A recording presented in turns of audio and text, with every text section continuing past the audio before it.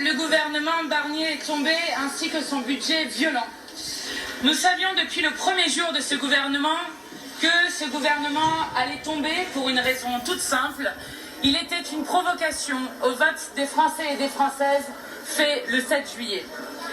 Censurer Barnier, c'est respecter le vote des Français, c'est respecter la souveraineté du peuple.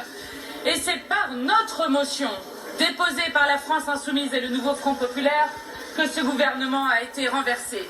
Pas par celle du Rassemblement National qui, comme d'habitude, n'a servi absolument à rien, si ce n'est à nous faire perdre 2 mois, puisque nous avions présenté dès le départ, lorsque ce gouvernement illégitime avait été présenté, une motion de censure en octobre que le Rassemblement National avait refusé de voter, et il avait même voté contre la destitution du président de la République, Emmanuel Macron.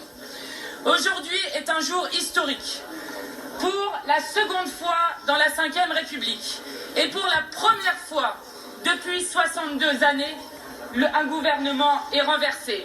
Nous avons donc en quelques mois le premier président de la République visé par une procédure de destitution de l'histoire de la Ve République et le gouvernement Barnier le plus éphémère de toute l'histoire de cette Ve République.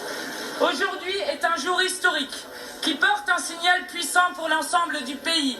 Et ce signal est le suivant. Le seul souverain en République et en démocratie, c'est le peuple. Le seul souverain, c'est ce peuple qui, à tout moment, peut décider que nous pouvons changer le cours de l'histoire. Alors, le gouvernement Barnier a tenté d'échapper à la censure en choisissant le déshonneur. Il aura eu et le déshonneur et la censure.